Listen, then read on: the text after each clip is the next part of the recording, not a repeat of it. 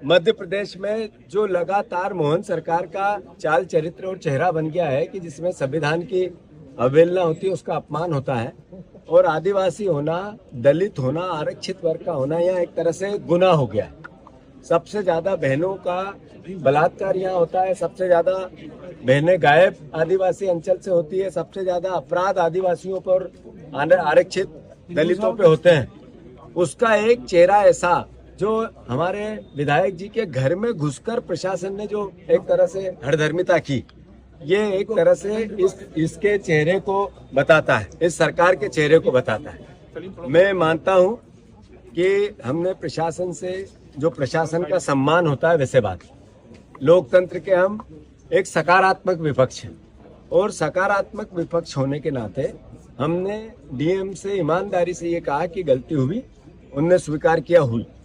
मैंने कहा इसके आपका जो रूल्स ऑफ रेगुलेशन क्या कहते हैं या सर्विस बुक क्या कहती है, उसके हिसाब से आप नियम सम्मत कार्रवाई करेंगे। उन्होंने कहा करेंगे।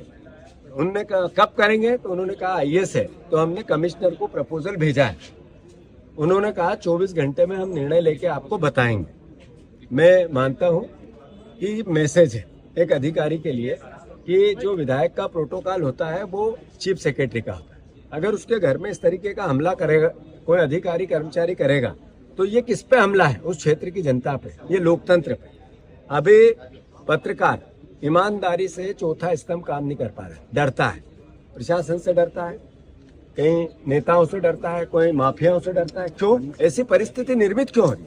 आखिर लोकतंत्र को ताकत देने वाला कोई व्यक्ति है तो है कौन? ये माइक है, ये आपकी कलम है, ये आपकी निष्पक्षता है, आपकी सोचने का तरीका है। और मैं मानता हूं, मैं बहुत अपने आप को भाग्यशाली समझता हूं कि मध्य प्रदेश के जर्नलिज्म ईमानदारी से बहुत दबाव के बाद भी अपना काम पूरा करती है और विपक्ष को ताकत देती।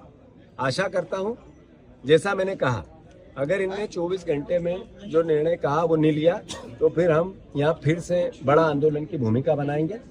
आदरणीय उकार मरकाम जी, आदरणीय हमारे पूर्व विधायक सारे, ना पूरे हमारे जिला कांग्रेस, सारे वरिष्ठ जन, पूरी कांग्रेस पार्टी, सारा विधायक दल, अगर इस मुद्दे पर प्रशासन ने काम नहीं किया सही तरीके से तो विधानसभा में जब तक नहीं चलने देंगे, जब तक इस पर कार्रवाई नहीं। दूसरी बात, ये नारायण जी पट्टा तो एमएलए है, इनका सवाल नहीं है।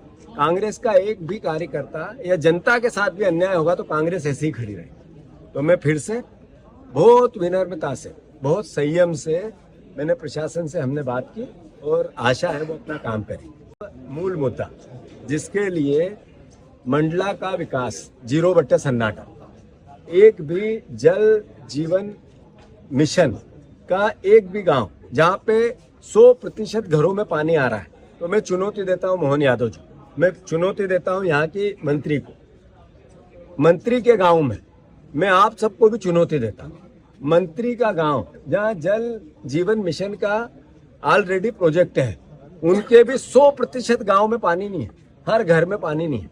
अन्यथा आप कहो तो मैं चलने को तैयार हूं और आप कहो तो मैं अगली विजिट आएगी तब उनके घर जाऊंगा।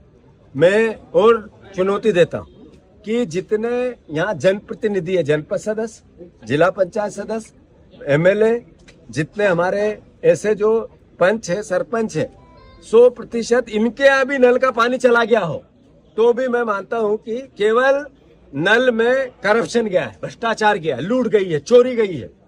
करप्शन का इतना बोलबाला है नल जल जीवन में कि नल में पानी नहीं है पर करप्शन अत्यधिक है। तो हमने वो मुद्दा भी, मैंने कलेक्टर साहब को कहा है कि आप एक गांव बताओ ऐसा कि जहां पर नल जल जीवन मिशन प्रधानमंत्री जी का पूरा हुआ, हम देखना चाहते।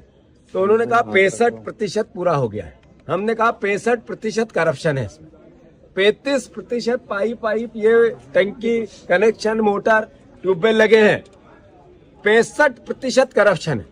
ये सरकार का असली चेहरा मोहन यादव का जो करप्शन का पर्याय है, जैसा मैं हमेशा कहता हूं, मोहन यादव सरकार क्या है?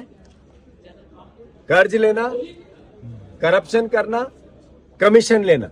ये मोहन यादव सरकार के साथ टैग है। सरकार बोलोगे मोहन सरकार, कर्ज, क्राइम और कमीशन साथ जुड़ता है, अलग नहीं आता। उसका एक बार यहाँ भी चेहरा